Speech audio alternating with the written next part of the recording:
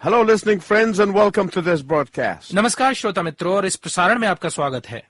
I hope you have been following this series of messages from 2 Corinthians. मेरी आशा है कि आप दूसरा कुरिन्थियों पर आधारित इस संदेश श्रृंखला को सुनते आ रहे हैं। We have been talking about the 15 secrets of positive living that we see in the life of the Apostle Paul. हम सकारात्मक जीवन के उन 15 रहस्यों पर बात करते आ रहे हैं जिन्हें हम प्रेरित पौलुस के जीवन में देखते हैं। So far, we have looked at 11 of those 15 secrets. अब तक हम उन 15 में से 11 रहस्यों को देख चुके हैं। Today, I want to share with you the 12th secret for positive living. आज मैं आपके साथ सकारात्मक जीवन जीने के 12वें रहस्य पर बात करना चाहता हूं। If you have a Bible, please look at 2 Corinthians chapter 10, verses 1 to 18. यदि आपके पास बाइबल है तो कृपया कुरिन्थियों की दूसरी पत्री 10 अध्याय के 1 से 8 पदों पर गौर करें। But my listening friend, I want to begin by asking you a question. परंतु मेरे श्रोता मित्र, मैं आपसे एक प्रश्न पूछते हुए प्रारंभ करना चाहता हूं। Have you ever struggled with pride? क्या आपने कभी घमंड के विरुद्ध संघर्ष किया है? Well, today your struggle with pride can be over. तो घमंड के साथ आपका संघर्ष आज ही खत्म हो सकता है, Because I'm going to tell you about good pride. क्योंकि मैं आपको एक अच्छे घमंड के बारे में बताने जा रहा हूं। A pride that you can be proud of and cultivate. एक ऐसा घमंड जिस पर आप हर्षित हो सकते हैं और उन्नति कर सकते हैं। A pride that you can practice daily. एक ऐसा घमंड जिसे आप प्रतिदिन व्यवहार में ला सकते हैं। I'm not talking about sinful pride, of course. निश्चय ही मैं पापपूर्ण घमंड की बात नहीं कर रहा हूं। You may have heard about the 7 deadly sins. शायद आपने 7 घातक पापों के विषय में सुना होगा। Pride is one of those 7 deadly sins. घमंड उन 7 घातक पापों में से एक है। And pride is very difficult to define. और घमंड को परिभाषित करना बहुत कठिन है। We can find definitions in a dictionary about pride, हम शब्दकोश में घमंड की परिभाषाएं देख सकते हैं, but pride is better understood by its symptoms. परंतु घमंड को इसके लक्षणों से समझना ज्यादा अच्छा है। Symptoms of pride include self-centeredness and the feeling of superiority to others. घमंड के लक्षणों में आत्मकेंद्रिता और दूसरों से श्रेष्ठ होने की भावना शामिल है। Pride is shown in a determined spirit, sarcasm, and impatience. घमंड एक दृढ़ आत्मा, कटाक्ष और उतावलेपन में दिखाई देता है। A judgmental and critical attitudes are also symptoms of pride. दूसरों का न्याय करना और आलोचक व्यवहार भी घमंड के लक्षण है। And prideful people steal from God's glory by claiming credit for his gifts. और घमंडी लोग परमेश्वर के वरदानों के श्रेय का दावा करके उसकी महिमा को चुराते हैं। All of us occasionally experience some of these symptoms of pride. हम सभी कभी न कभी घमंड के इन लक्षणों में से कुछ का अनुभव करते हैं। So the question is, how do you have victory over pride? तो प्रश्न ये है कि आप घमंड पर विजय कैसे पा सकते हैं? Well, there is a proven medicine for pride. तो घमंड के लिए एक प्रमाणित दवाई है। Not an experimental medicine, but a proven one. कोई प्रयोगात्मक दवाई नहीं, परंतु एक प्रमाणित दवाई है। Here is the prescription for overcoming pride. घमंड पर काबू पाने के लिए ये रहा निर्देश।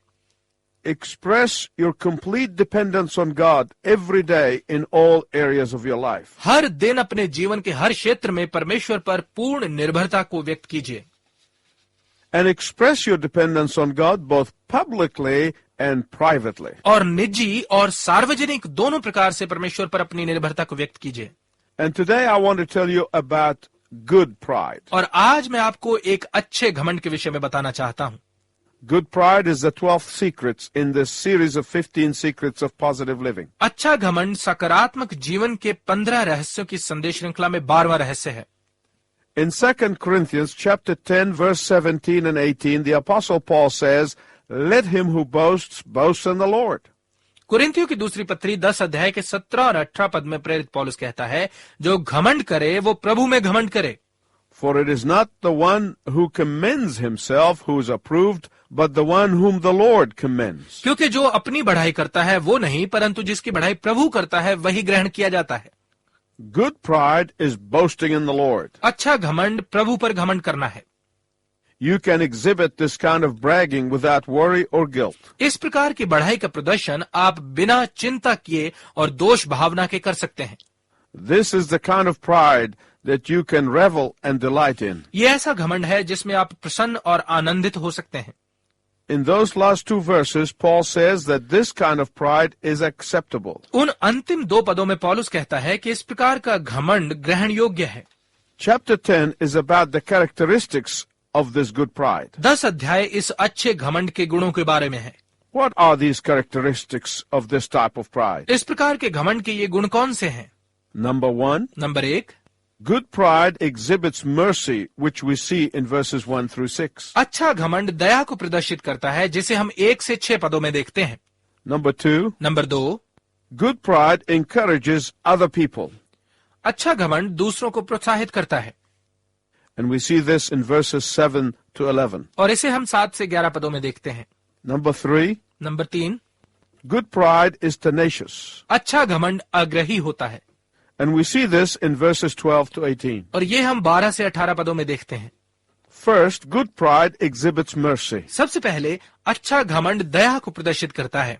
The difference between bad pride and good pride is very clear. बुरे घमंड और अच्छे घमंड के बीच का फर्क बहुत स्पष्ट है।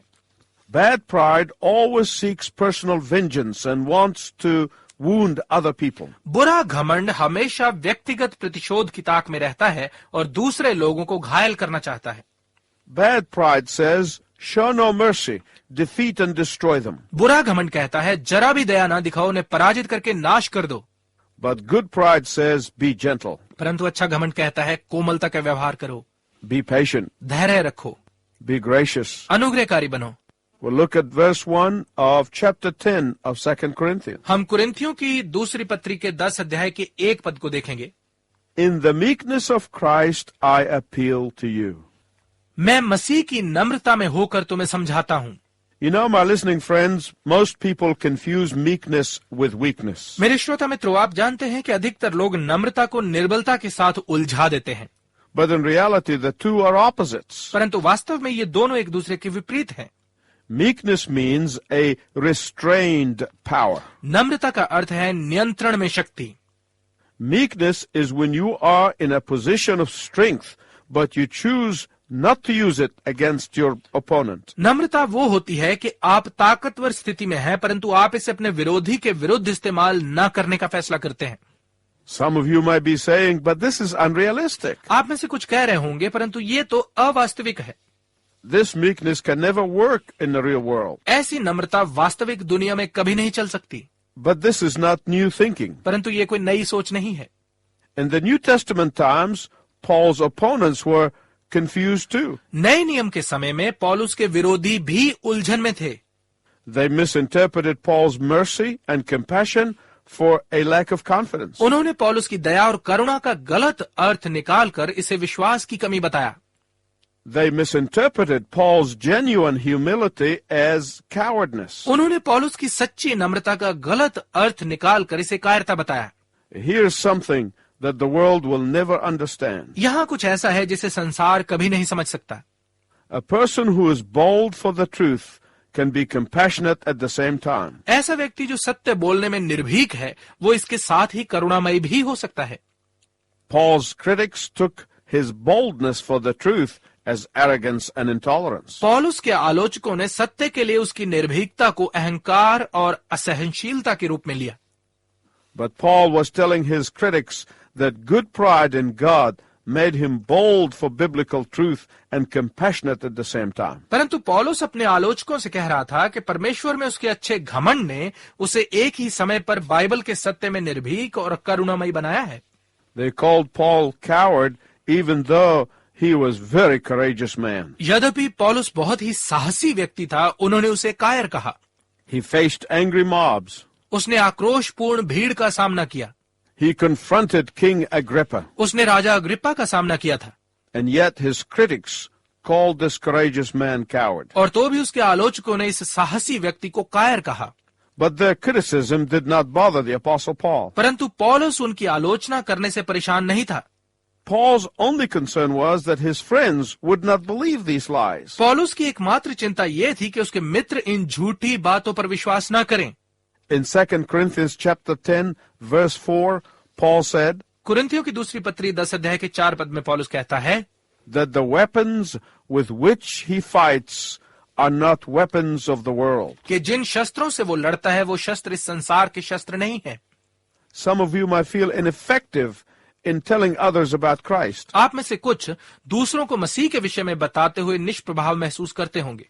Why is that? ऐसा क्यों है?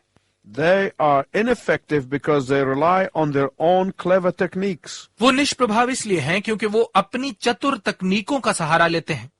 Paul was effective in telling others about Christ because he relied on God's strength. पौलुस दूसरों को मसीह के विषय में बताने में प्रभावशाली इसलिए था क्योंकि वो परमेश्वर की सामर्थ का सहारा लेता था। Paul said his weapons were divinely powerful. पौलुस ने कहा कि उसके शस्त्र अलौकिक रूप से शक्तिशाली थे। Paul understood that only the power of the Word of God can destroy strongholds. पौलुस समझता था कि केवल परमेश्वर के वचन की शक्ति ही दृढ़ गढ़ों को नाश कर सकती है। Only the sword of the Word of God can bring victory. केवल परमेश्वर के वचन की तलवार ही विजय को ला सकती है। My listening friends, मेरे श्रोता मित्रों, when you are fighting against the lies that people say about you, जब आप उन झूठी बातों के विरुद्ध लड़ते हैं जो लोग आपके बारे में कहते हैं, only the Word of God will give you victory in this spiritual warfare. तो इस आत्मिक युद्ध में केवल परमेश्वर का वचन ही आपको विजय दिला सकता है। So, first, good pride exhibits mercy. तो पहली बात, अच्छा घमंड दया को प्रदर्शित करता है। Secondly, good pride encourages other people. दूसरी बात, अच्छा घमंड दूसरों को प्रोत्साहित करता है। Look at 2 Corinthians chapter 10 verses 7 through 11. कुरिन्थियों की दूसरी पत्री 10 अध्याय के 7 से 11 पदों को देखिए। Paul is pleading with the Corinthians to examine the evidence objectively. पौलुस कुरिन्थियों से निवेदन कर रहा है कि वो प्रमाण की अच्छी तरह से जांच कर लें। He is asking them not to judge him by his appearance. वो उनसे कह रहा है कि वो रूप देखकर उसका न्याय न करें। Instead, he wants people to look at how he has lived his life. इसके बजाय वो चाहता है कि लोग देखें कि उसने अपना जीवन कैसे जिया है। Paul tells the people to examine the lives of the false teachers in comparison to his life. पौलुस लोगों से कहता है कि वो झूठे शिक्षकों के जीवनों की तुलना उसके जीवन के साथ करते हुए उनकी जांच करें।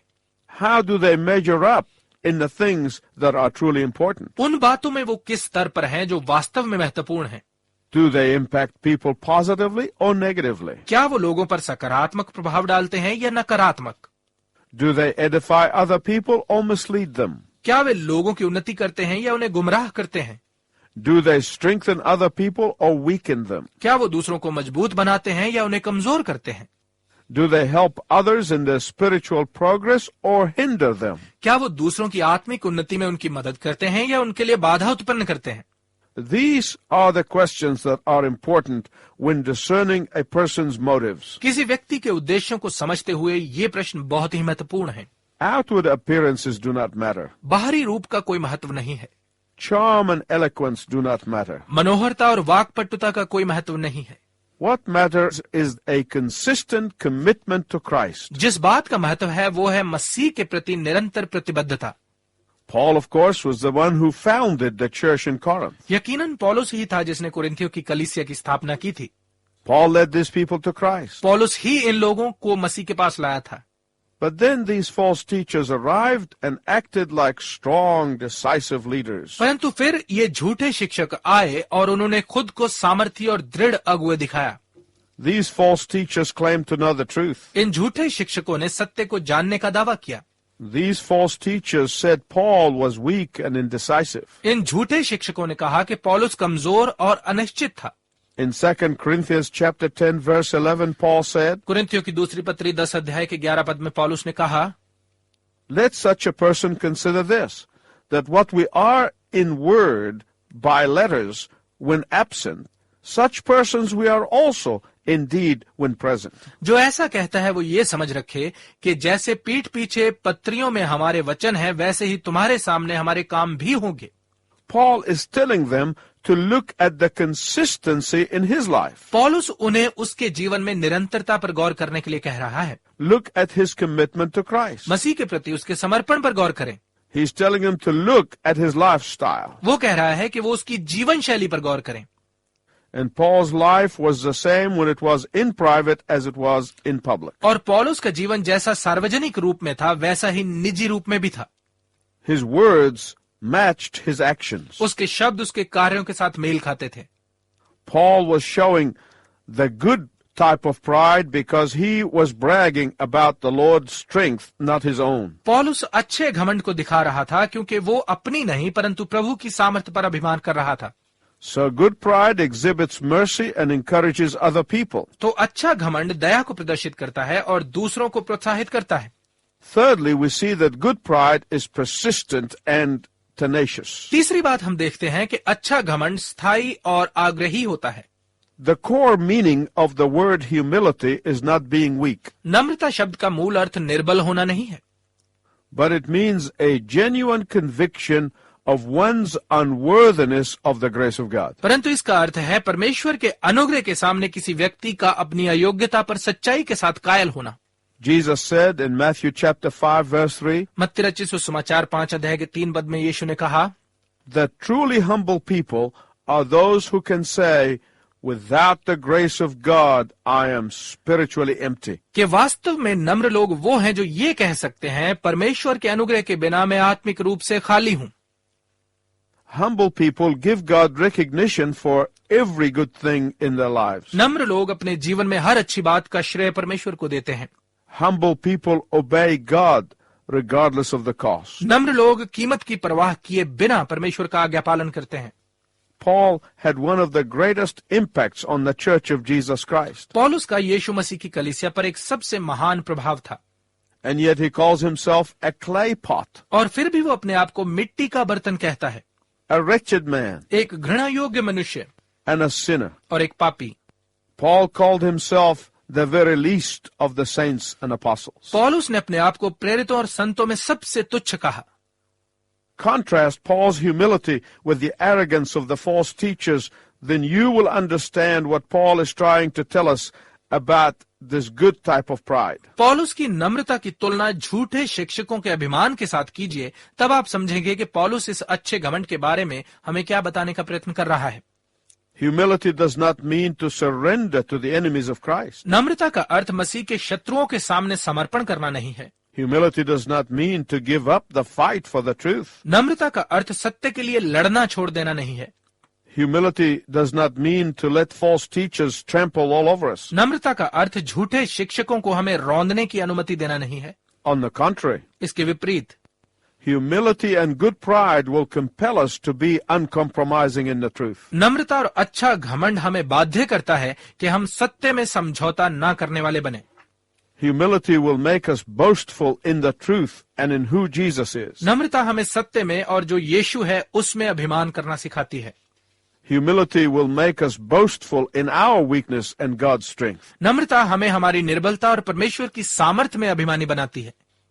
David said in Psalm 20 verse 7, Dawood ने भजन संहिता 20 और 7 पद में कहा, some boast in chariots and some in horses, but we will boast in the name of the Lord our God. कुछ रथों और घोड़ों पर घमंड करते हैं परंतु हम अपने प्रभु परमेश्वर के नाम में घमंड करते हैं।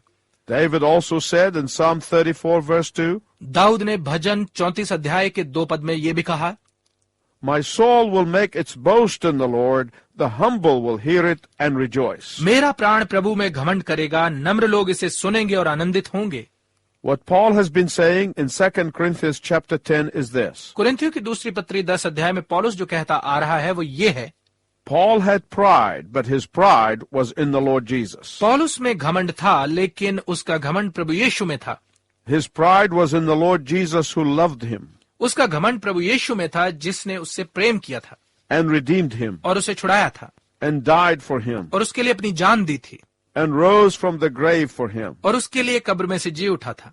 Paul's pride was in the Lord Jesus who promised him victory and triumph. पौलुस का घमंड उस प्रभु यीशु में था जिसने उसके साथ विजय देने की प्रतिज्ञा की थी।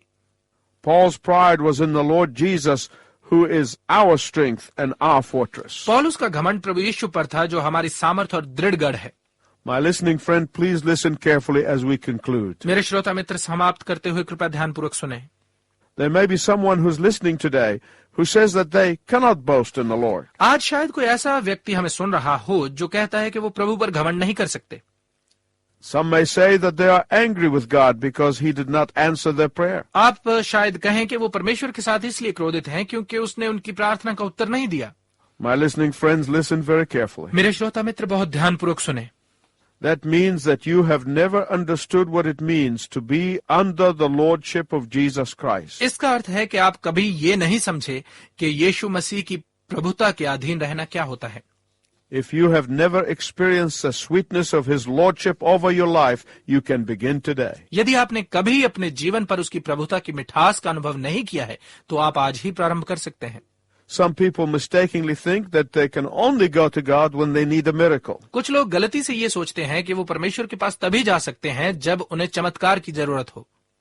And when they don't receive their desires, they become angry and bitter. और जब उनकी इच्छा पूरी नहीं होती तो वो क्रोधित हो जाते और कड़वाहट से भर जाते हैं। But that kind of thinking is based on bad, sinful pride. परंतु इस प्रकार की सोच का आधार बुरा पापपूर्ण घमंड है। But when you experience the sweet companionship of God, you will understand the good pride that Paul describes here in 2 Corinthians chapter 10. परंतु जब आप परमेश्वर की मीठी संगति का अनुभव करते हैं तो आप उस अच्छे घमंड को समझ जाएंगे जिसका वर्णन यहाँ कुरिन्थियों की दूसरी पत्री 10 अध्याय में पौलुस करता है।